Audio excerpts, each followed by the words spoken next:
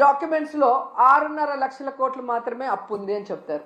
రాష్ట్రం విడిపోయాక నువ్వే కదా మొదట ముఖ్యమంత్రిగా 5 సంవత్సరాలు ఉన్నావు.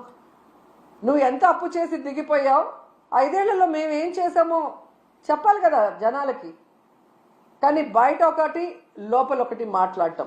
ఏదైతే ఆంధ్రప్రదేశ్లో అబద్ధాలతో కట్టుకథలతో పచ్చ మీడియాతో ప్రజల్ని మభ్యపెట్టారో అదే విధంగా దావోస్లో కూడా మీరు మభ్య పెట్టాలన్న ప్రయత్నం ఈరోజు పెట్టుబడిదారులు పారిపోవడానికి కారణం కాదా చంద్రబాబు నాయుడు, లోకేష్ అని నేను అడుగుతున్నా.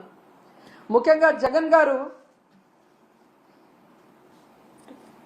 ముఖ్యమంత్రిగా ఉన్నప్పుడు దావోస్కి వెళ్తే ఏ విధంగా 1,26,000 కోట్ల రూపాయలకి ఎంఓయూలు చేసుకొచ్చారో మనం అందరం కూడా కళ్ళారా చూసాం. అలాగే విశాఖలో గ్లోబల్ ఇన్వెస్ట్మెంట్ సమ్మిట్ ఏర్పాటు చేసి 13.5 లక్షల కోట్ల రూపాయలకి ఎంఓయూలు చేయడం మీ అందరూ కూడా గమనించారు ఈ రాష్ట్ర ప్రజలు.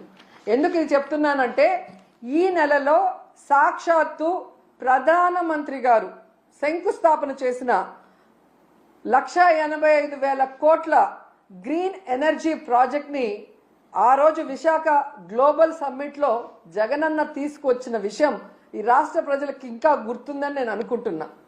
అలాగే ప్రధానమంత్రి గారు శంకుస్థాపన చేసిన బల్క్ డ్రగ్ ప్రాజెక్ట్ కూడా జగనన్న ముఖ్యమంత్రిగా ఉన్నప్పుడు ఇతర రాష్ట్రాలతో పోటీ పడి తీసుకొచ్చింది. దానికి భూమిని కూడా జగనన్నే తన హయాంలో కేటాయించింది నిజం కాదా అని అడుగుతున్నా. సో జగనన్న తీసుకొచ్చినవి మీ గొప్పతనంగా ప్రధానమంత్రి గారిని పిలిపించి మొన్న హడావిడి చేశారు తప్ప మీ పరిపాలన చూసి మిమ్మల్ని